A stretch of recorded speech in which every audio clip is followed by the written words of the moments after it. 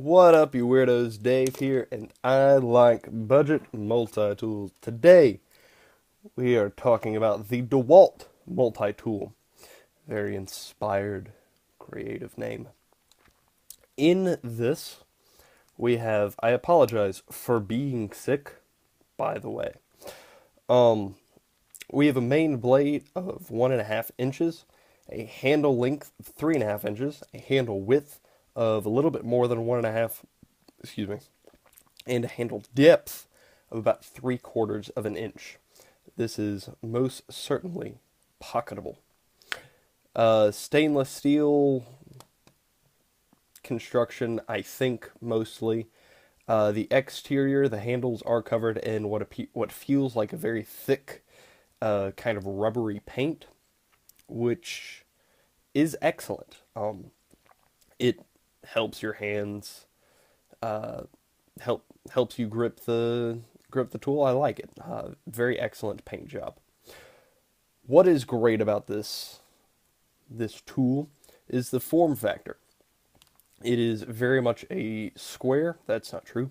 It is very much a rectangle, very flat sides, very compact. Everything fits together nicely.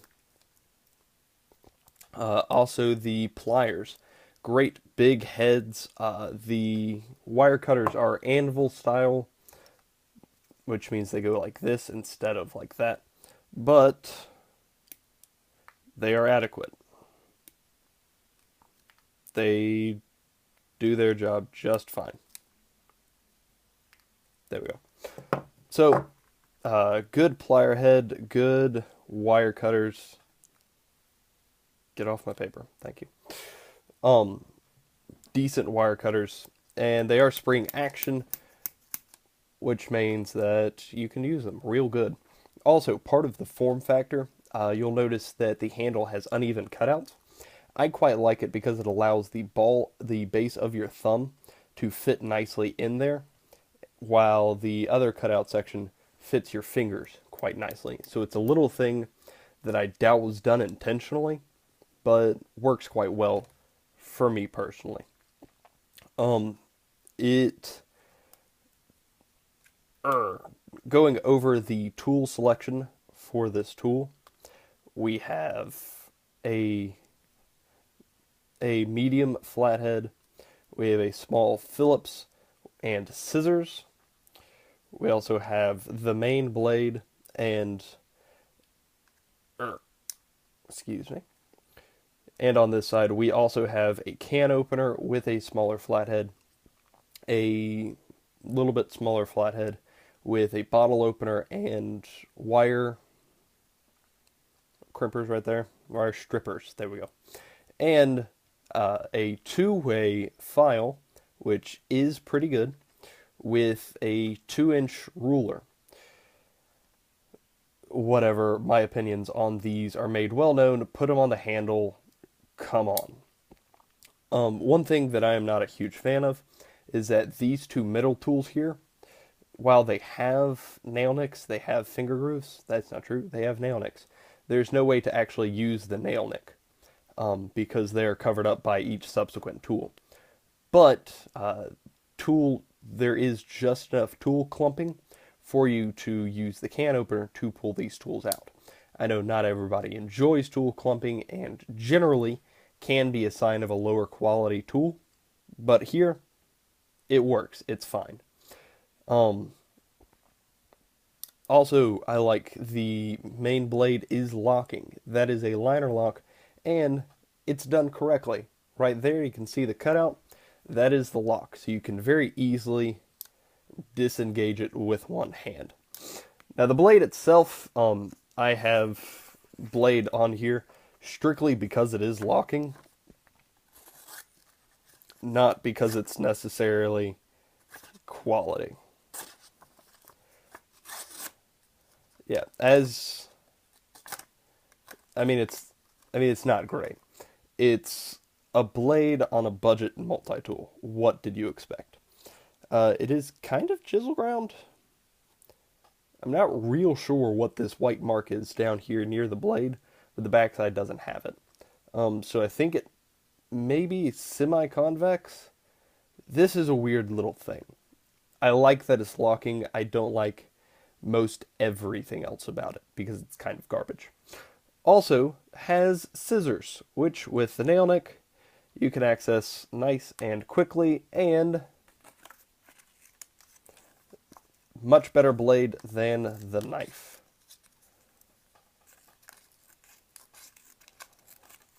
There you go, nice clean cuts, excellent scissors. And those are just slip joint, so you can put them back in. Overall, this is a good multi-tool for the price. Another thing is that it is solid. A lot of tools in this price point will have a lot of handle rock. This, while more than you would expect from a Leatherman or a Victorinox Swiss tool, probably, this is still pretty solid based on these standards. Much better than Leatherman Wingman, even. I praised Leatherman and then immediately brought them down because this has better build quality, better fit and finish than that tool does. In my experience. Trash is just a general lacking of quality, which was obvious from the start. That's without taking into account the price point. Like I said, the tool clumping, the not being able to access the nail nicks, the paint getting scratched on one of these sides right there. You can see a little bit of a scratch. On one of these sides, it is scratched through just a little bit. Like I said, the main blade is... You would do better to grind a nickel against a rock to get a sharper blade. Just in general, this is not a high quality investment tool. If you want that, go get a Leatherman Wave. Go get a Swiss tool. This is for a budget audience. This is for people who need something that they can throw in their bag and forget about and be okay with that. And just pull out whenever they need something, maybe a beater, maybe something to let people borrow, maybe something to take out on fishing trips, stuff like that. And the black coating and the paint will keep the handles and the pliers from rusting for probably a good long while. Now, these interior tools, I can't say that about. They are stainless, but I wouldn't expect high quality stainless. But that's what this is for, and for that job, I think it's excellent. GearInformer.com, I don't normally do this, but GearInformer.com, I try to have 4 prices down here, but I could only find 3, so we're going with this one. GearInformer.com gave the DeWalt Multitool a 79 out of 100. That's not great. That's not great. If you want a 90, you'd look at a Gerber suspension, you'd look at a Leatherman Wave, you'd look at a SOG power plier.